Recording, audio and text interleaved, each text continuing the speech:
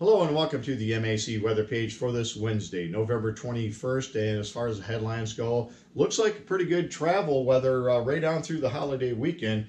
And we expect some very cold air that's poised in Canada. I think will start to make a run towards the Great Lakes as we turn the page to the month of December. Until then, lots of sunshine through Friday. And we do expect a few showers, though, to move in Friday night that could be mixed or changed over to a few flurries before it ends.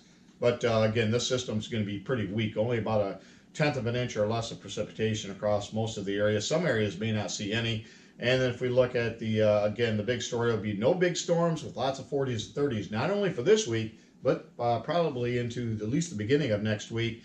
I think later on next week, we may be seeing some signs of some pretty interesting weather that could be coming our way.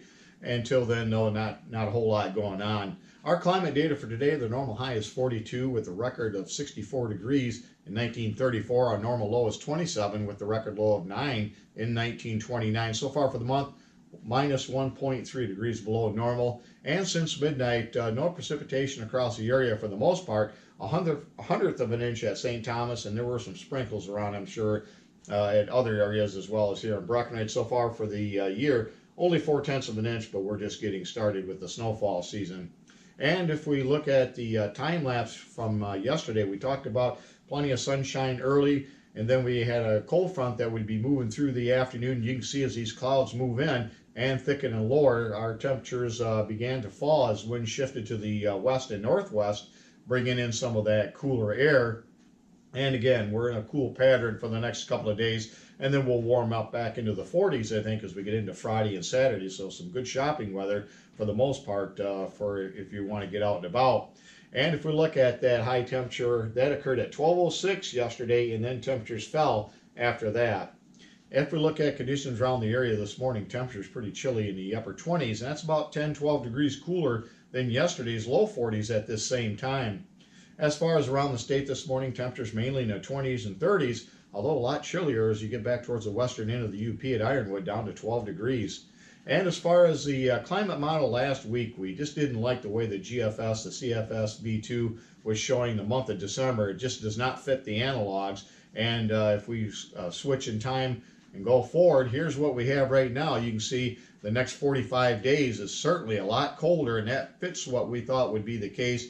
And again, so we've got some pretty cold and maybe snowy weather. And as you can see right here, I've got my hungry for winter weather hat on. And certainly I think I'm pretty optimistic December could be quite a very interesting month, I think, with lots of action across the Great Lakes. And again, that kind of fits the overall pattern, what we expected, with a lot of cold air trying to make a run towards the Great Lakes.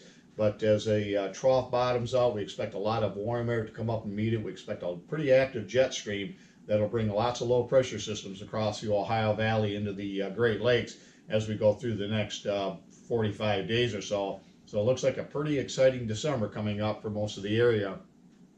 As far as radar on this early morning, again, few lake effect snow showers coming off the Great Lakes, but again, those will die off later on this afternoon as most of the activity moves off to the east. High pressure dominating much of the center part of the nation, and you can see that on the weather map with that cold front now well off to the east, a little bit of lake effect. Again, that'll be moving out of the area, and by tomorrow, the next cold front, which will be quite moisture starved, but certainly may pick up just enough moisture to give us some showers further back to the northwest, and then that system moves in here for later on Friday. But again, most of the heaviest precipitation will stay up in Canada with this next system as we see these parade of low pressure systems mainly moving off to our north.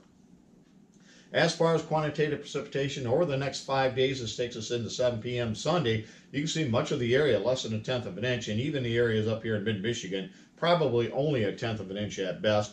And again, the heaviest precipitation will fall in the eastern UP and up into Ontario.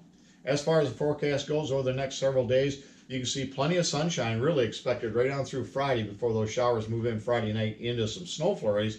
And then again, we'll see temperatures not too bad over the weekend in the 40s to begin the weekend, and then we'll drop down a little bit on Sunday, probably in the mid to upper 30s. And again, not a whole lot in the way of storms coming this way anytime soon. And as far as Weather Watch goes today, there's nothing out there other than your flood warnings, flood advisories for some of the area rivers. But again, no large-scale systems that look like they'll affect the area, and that's good news as we go through the holiday weekend. Thanks for stopping by and have yourself a great day, and 73s to all.